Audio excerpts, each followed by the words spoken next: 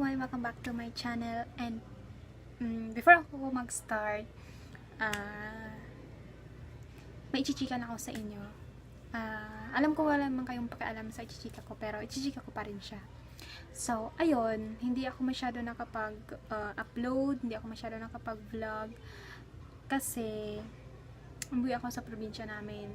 Mas enjoy ko yung time na kasama ko yung family ko doon. At ayun, hindi nga nakapag-vlog si ate mo girl. So pagbalik ko dito sa Manila, mga second week na siguro ng ng January, back to work na naman ako.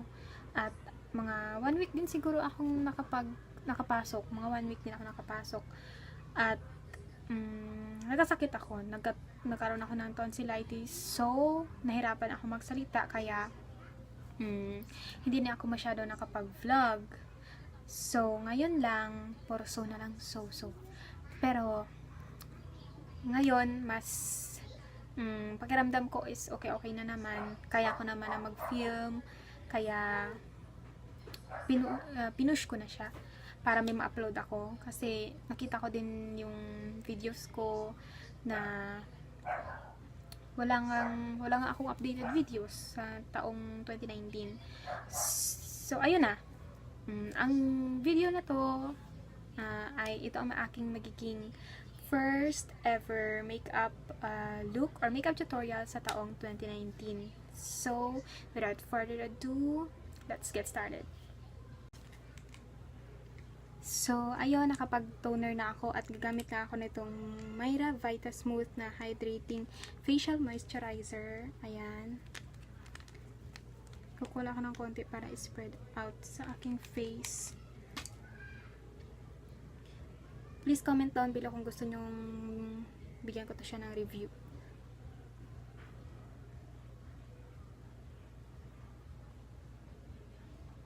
Sa probinsya, hindi ako masyadong nakapag-makeup kasi bebenggayin ako ng aking mother. Simpleng kilay lang at doon, pulbo at lip tint, ganun. At kung may mga maririnig na naman kayong mga ingay-ingay dyan sa background, as usual, wala pa rin soundproof room si ate girl, kaya naingay pa rin.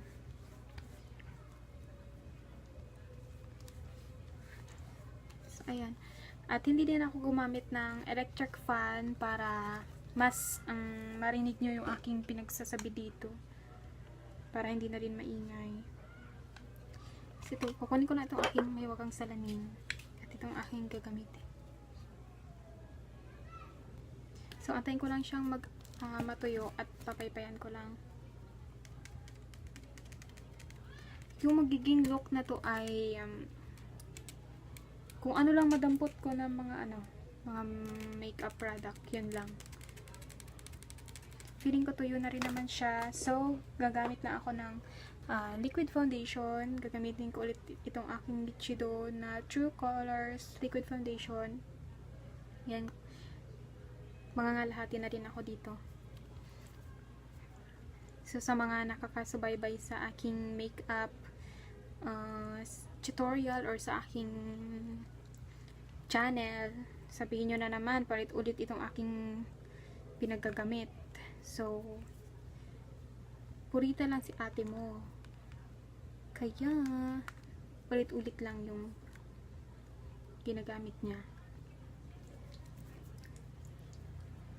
Ayan. Tapos maglalagay ako ng konti dito.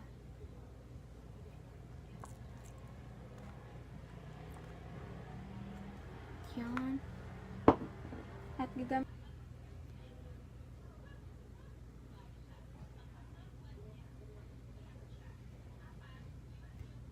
Alam kong madali ako mag-oil kapag walang electric fan, pero sige lang.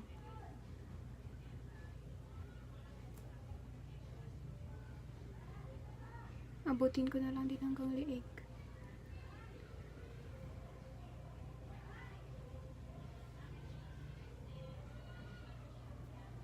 Ayan. At gagamitin ko lang ang tip na aking beauty blender para i-blend ito.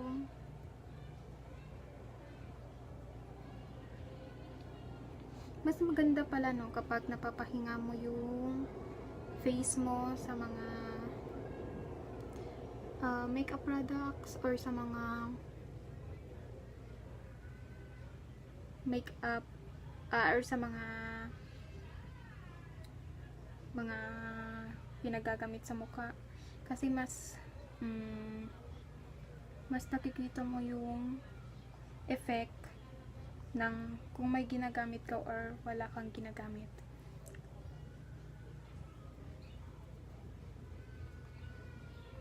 I-blend ko lang yan siya mamaya. Kung may mga suggested videos naman kayo, please comment down. Or may mga challenge kayong papagawa.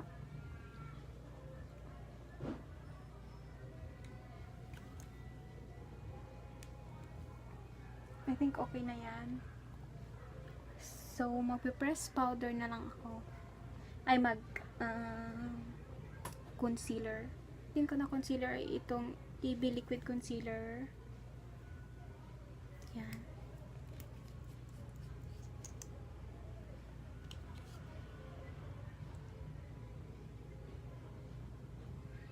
Diyan na ako maglalagay. Hindi na ako maglalagay sa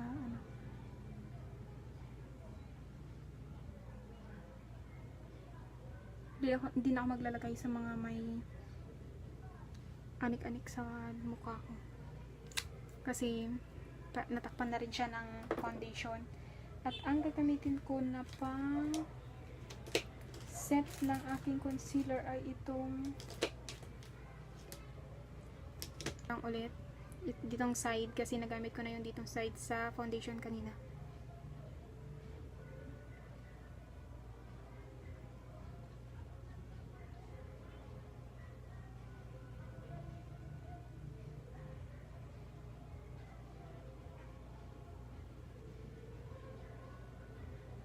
Yan, I think okay na yan.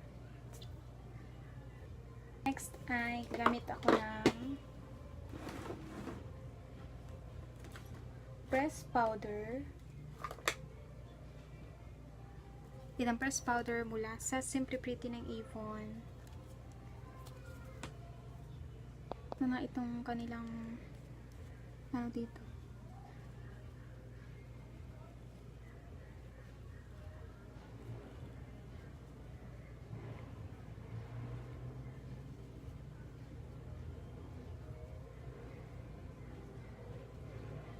Tapos, i-blend ko na lang siya gamit ang brush.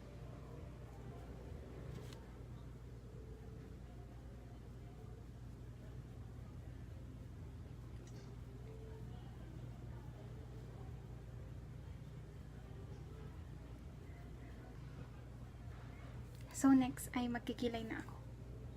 Kilay itong Fashion 21 na Duo Eyebrow Powder. Meron siyang maliit nito pero hindi ko siya gagamitin. Ang gagamitin ko ay itong merong applicator tsaka merong spoolie brush. Yan, gagamitin ko na aking salamin.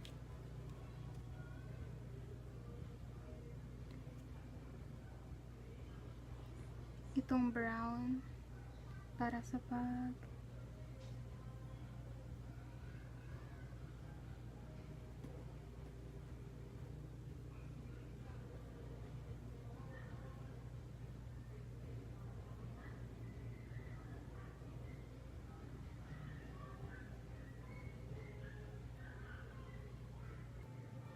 dito talaga ako natatagalan palagi sa pagkikilay.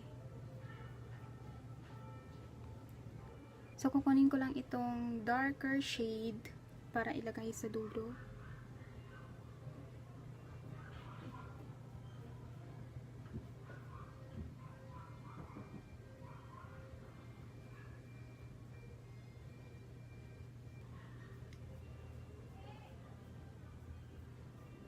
I think okay na ako sa aking kilay. Dito na tayo sa eyeshadow. Yung gagamitin ko na eyeshadow palette ay itong palette ko mula sa I Love Makeup. Yan. Ting transition. Ito. So, kukunin ko ang salamin.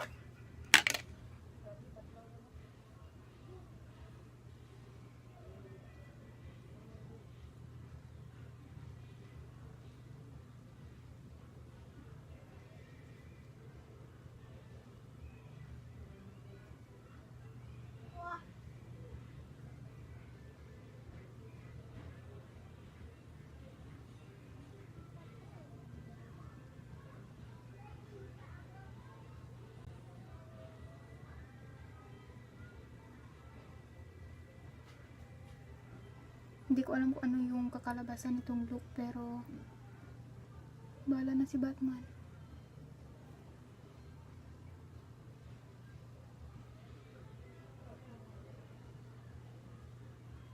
Kuha lang ako ng medyo mag-glitter-glitter na color para palagay ko sa gitna. So, ito yung kukunin kong pang glitter-glitter.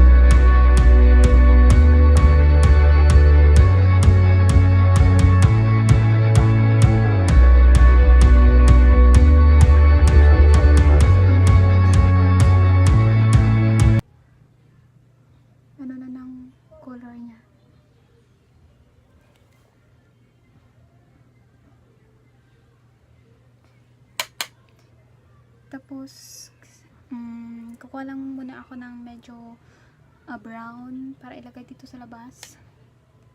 So, kukunin ko yung itong shade. Yan.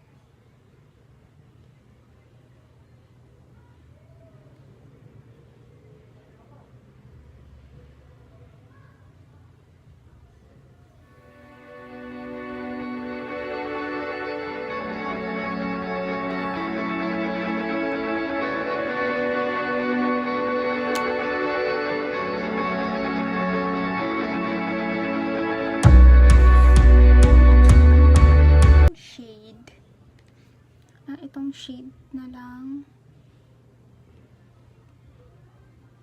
Itong shade na lang. Ito yung ilalagay ko sa aking under eye.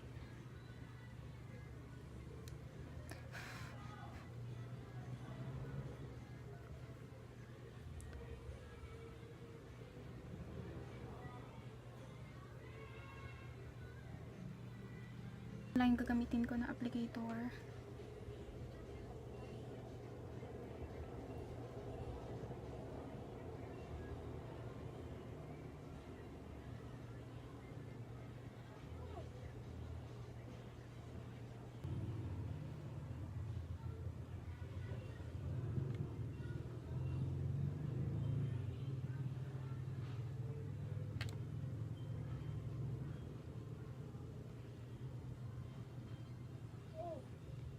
Sobrang pigmented nitong eyeshadow, nitong palette na to.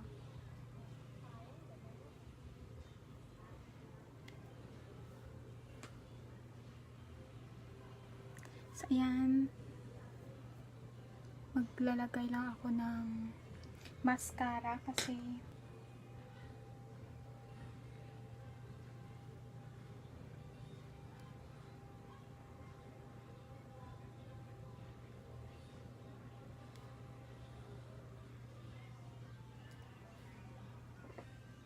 I'll try to put a wing eyeliner gamit itong Avon True Color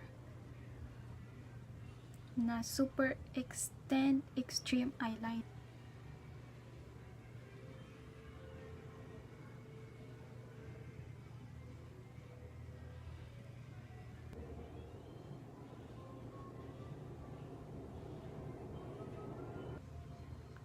So, okay na ako sa aking eyeliner. Baka magkamali pa yan. So, move on to contour and blush and lipstick na para yung aking mascara. Nakalimutan ko aking mascara.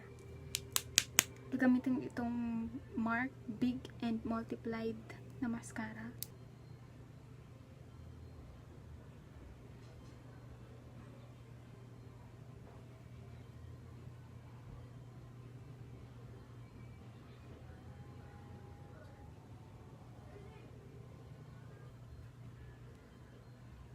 At maglalagay na ako ng aking contour. Gagamitin ko ito, Make Up Refine and Contour Kit. Ayan. Ito yung pang contour, ito yung pang blush na cream blush.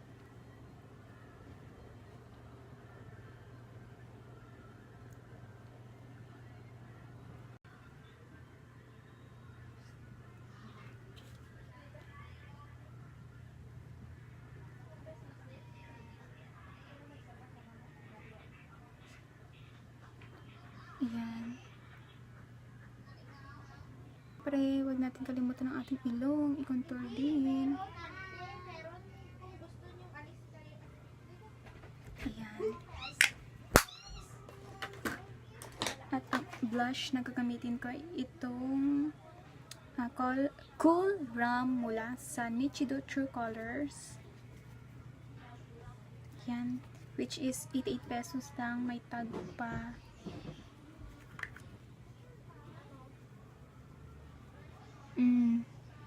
Kumalot na.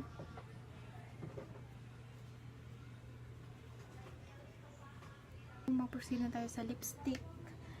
At last, so before, gamit lang ako ng lip balm ng Simply Pretty Avon. At ang lipstick na gagamitin ko ay itong lipstick mula sa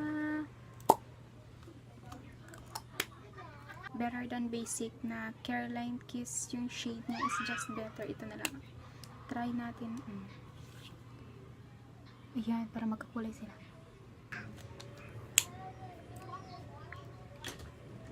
At maglalagay lang ako ng lip gloss. This is my look na. Pasensya nyo na sa mga background dyan na may ingay. And eto na ang aking look. So don't forget to give this a thumbs up and comment down below kung ano pa ang mga video suggestion nyo or comment para sa mga challenges na gagawin ko. At kung hindi ka pa nakapag-subscribe sa akin channel, please click the bell. Please click the subscribe button below. And also the bell button para ma-notify ka sa aking video. And that's all. See you in my next one. Bye-bye!